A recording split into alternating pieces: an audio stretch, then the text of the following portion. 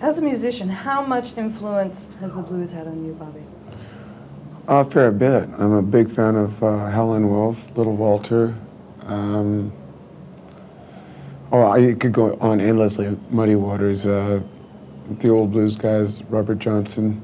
I'm an ardent fan of all of them, and I listen to it a lot. And I don't try to emulate it very much. I try just to get a feel for it, and then let it roll around in the back of my head, and then come out in whatever way it will later on in some unlikely context. But those guys, all those old blues greats are heroes of mine. So you don't think then it's strange that somebody who is like you or Garcia or Peter Wolf or George Thorogood, you know, obviously middle class or affluent white people have the ability to sing the blues. Have you created your own kind of blues, or is it just? I think I know what it feels like to be in that blue place, and to sing those notes and to play those notes. I don't consider myself a blues musician per such. What is it about the blues that sort of soothes you? That sort of soothes the soul? Is there any way you can describe that? I'm not sure that the blues is so soothing as electrifying for me. It's more testifying. It's just a feeling. Beyond that, it's famously indescribable. Can you remember the first blues musician you ever heard?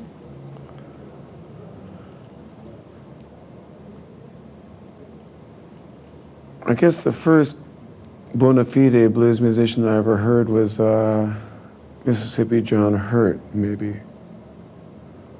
Or it might have been Lightnin' Hopkins, one of those two guys, way back when, either in Palo Alto or over in Berkeley. Has it had a tremendous influence on your music?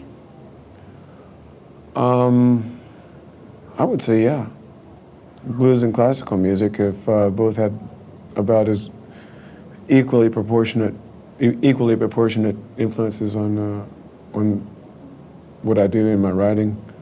Do you think more lyrically or musically? Well, lyrically, I guess the blues. Lyrically, I guess the blues has had a greater share of influence on my writing than most anything. Well, classical poetry sometimes. Anything else you want to say about the blues?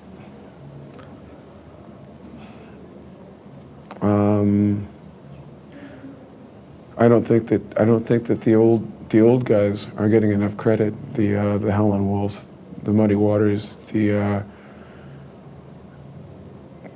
Little Walters, the old blues greats, Robert Johnson.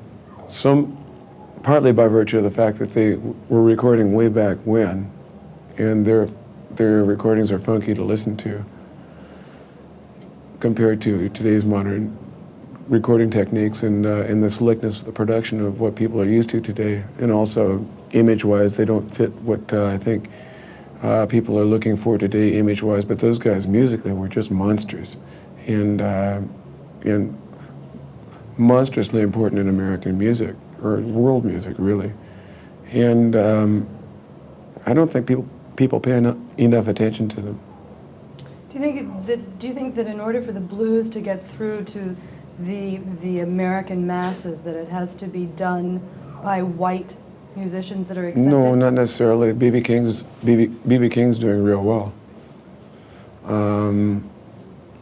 There are a lot of blues artists out there doing real well, and a lot of R&B artists who are doing real well too. And a lot of the guys that I just mentioned are dead. So yeah. So they're probably doing real well too. Okay, let's cut and go on. John, you have any other questions on that one?